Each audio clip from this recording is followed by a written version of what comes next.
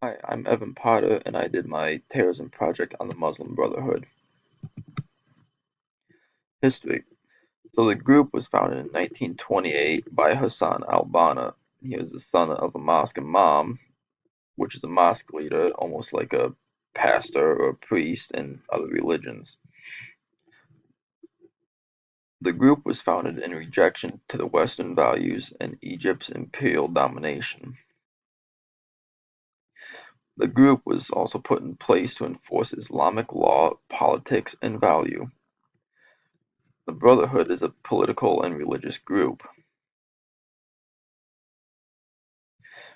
The group was banned in Egypt in 1949. In 1950, which was a year later, Hassan al-Banna was assassinated. The Muslim Brotherhood has been used by Hamas and Al-Qaeda for other projects and terrorism things. The group started to practice again in the 1970s after being banned. They turned away from the idea of violence and focused on social services to gain support from the population. Leadership. Hamid Badi is now the current leader. He is also the eighth leader of the Muslim Brotherhood. His goal is to enforce the Islamic law, and the idea is to control affairs of the state. Why people join? People join terrorist groups for different reasons. Some people join due to motivation to act certain ways. Some of these ways are caused by witnessing a violent event, being a victim of racism or other security forces. Some also look for support from the group members if they never grew up with a family or friends or anything like that. Some people also join to it being a family tradition, almost like being proud of it. In some families here in the U.S., joining the military. Their friends can also be a part of the group, and they can have peer pressure from the outside and want to be with their friends, or they just want to enforce a political or religious ideology that they may have and feel that it should be spread amongst other nations. Now, the impact on the United States. They spread ideas through conferences and other printed material, or they do it on the internet in the form of videos and articles and things like that. Their goal is to put Sharia into effect, which also includes stoning, cutting off hands, executions, different forms of punishment like that. They also want to destroy democratic government in the US and dissolve the free society.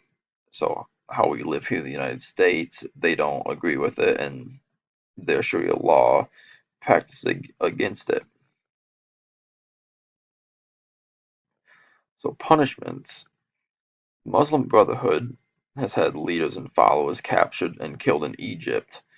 Egypt isn't really a country that more or less goes through different trials.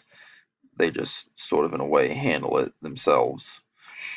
Those those captured have been sentenced to death, and some have had life sentences in prisons. Most of the punishments end up with being put to death. Here in the United States, terrorists can have a punishment of a prison sentence in a maximum security facility or the death penalty. Most of the time, it's they get sentenced to prison time.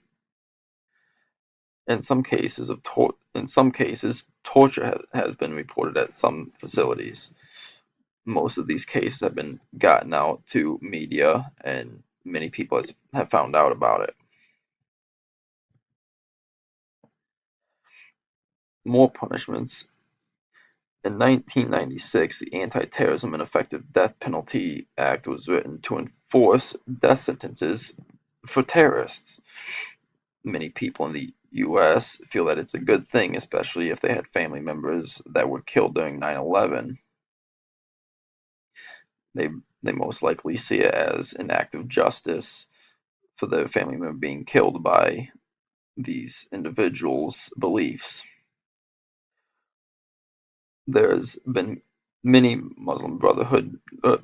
There hasn't been any Muslim Brotherhood members arrested in the United States, which is kind of a shocking thing when there's a lot of things happening in Dearborn, as most people know, with different terrorist groups, mainly being ISIS,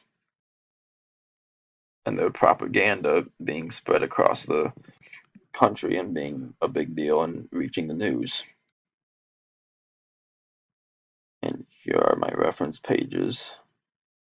Here's 1, 2.